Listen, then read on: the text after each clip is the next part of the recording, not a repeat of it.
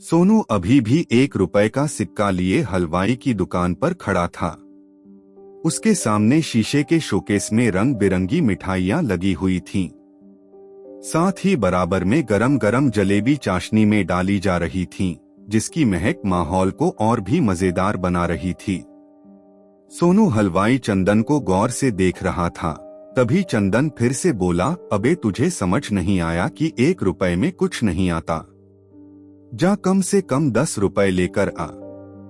सोनू यह सुनकर थोड़ा उदास हो गया, फिर बोला, भैया कोई काम बता दो, मैं कर दूंगा। साफ सफाई का, बर्तन मांजने का, लेकिन कुछ खाने को दे दो, बहुत भूख लगी है। चंदन ने एक नजर सोनू को ऊपर से नीचे तक देखा। अबे तू क्या काम करेगा? बित्ता सा तो है, किसी ने देख लिया तो दुकान बंद हो जाएगी। चल भाग यहाँ से। चंदन अपने नौकरों को डांट कर जल्दी जल्दी काम करने के लिए कह रहा था। पूरे जिले में चंदन हलवाई के समोसे और जलेबी मशहूर थीं। सुबह दुकान खुलते ही ग्राहकों का तांता लग जाता है।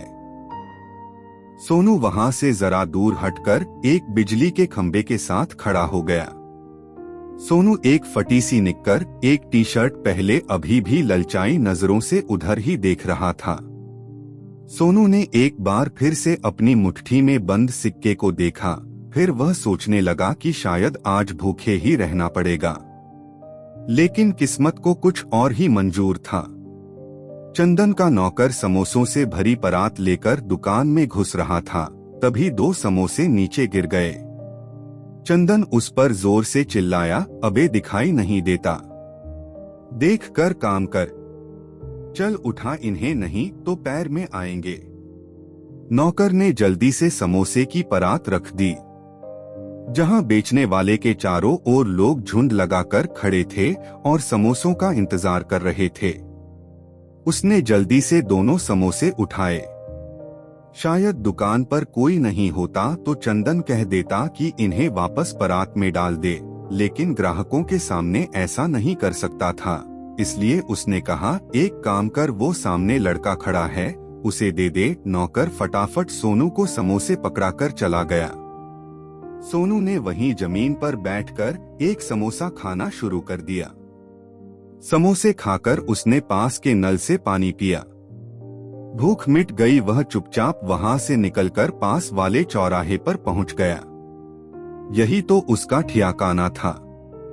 जैसे ही रेड लाइट होती, सोनू और उसके साथ के बच्चे एक कपड़ा लेकर गाड़ियों के शीशे साफ करते, बदले में कोई 1-2 रुपए दे देता, नहीं तो ऐसे ही चला जाता था। सोनू पूरे दिन भाग दौड़कर पैसे कमाता, शाम को वह बैठकर पैसे गिन रहा था। आज तो पूरे 70 रुपए कमा लिए।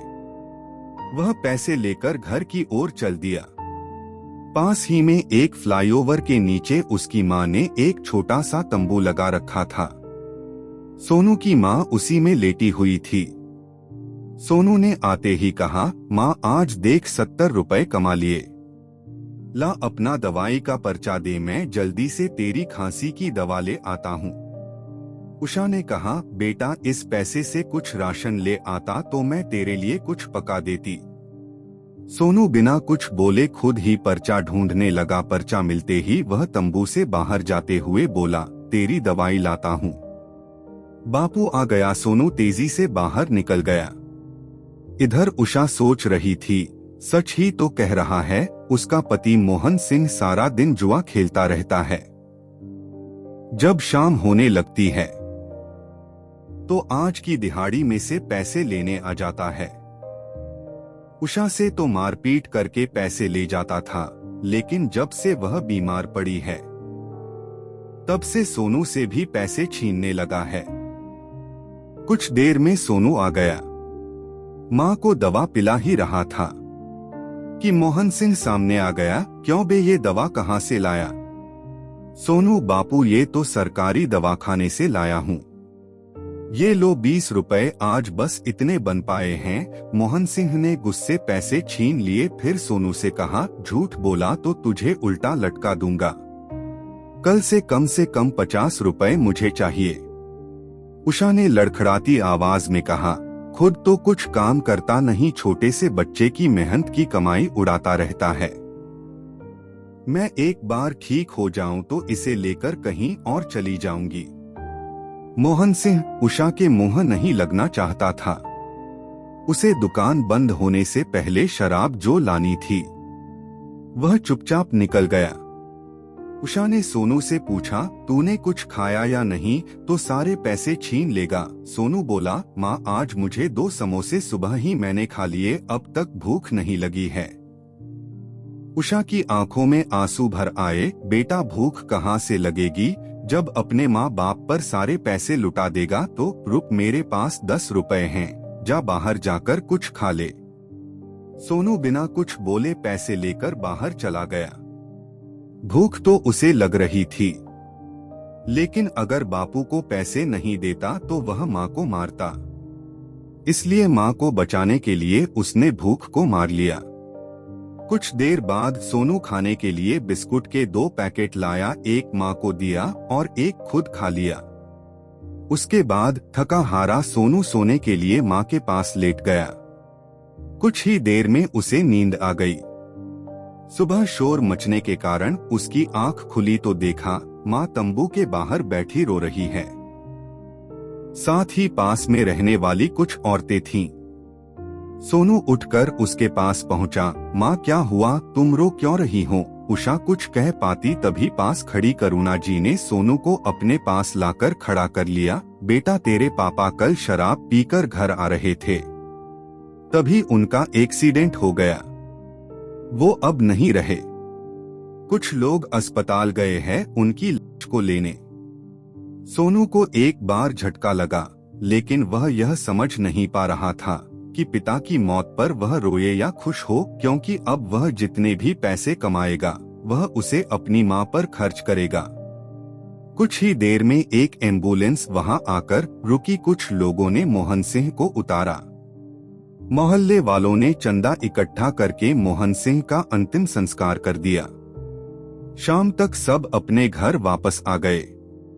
सोनू एक कोने में बैठा था। उषा अभी भी रो रही थी। सबके जाने के बाद सोनू ने कहा, माँ अब बस भी करो, तुम्हारी तबीयत खराब हो जाएगी। उषा ने सोनू को अपनी गोद में बिठाया, प्यार से उसके सिर पर हाथ फेरा और कहा, भगवान ने तेरे सिर से पिता का साया छीन लिया। सोनू बोला, अब हम चैन से रह सकेंगे माँ, अब कोई हमारे पैसे नहीं छीनेगा। पिता से तो हमें हमेशा एक ही चीज मिली है, वो है पैसे का दर्द। अब तुम्हारा ढंग से इलाज होगा। आज से इस पैसे के दर्द से छुटकारा मिला। अब हमारा पैसा हमारा होगा। उषा सोच रही थी, मेरा बच्चा बिना बचपन देखे ही बड़ा हो गया। वैसे कह तो सही रहा है, उस आदमी ने दर्द के अलावा हमें दिया ही क्या है। इधर सोनू कल से कमाए जाने वाले पैसों को जोड़ने की सोच रहा था। उसने निश्चय किया कि कल शाम को आते हुए एक गुल्लक जरूर लाएगा। जितने पैसे उसका बाप छीन लेता था उन्हें वह उस गुल्लक में डालेगा।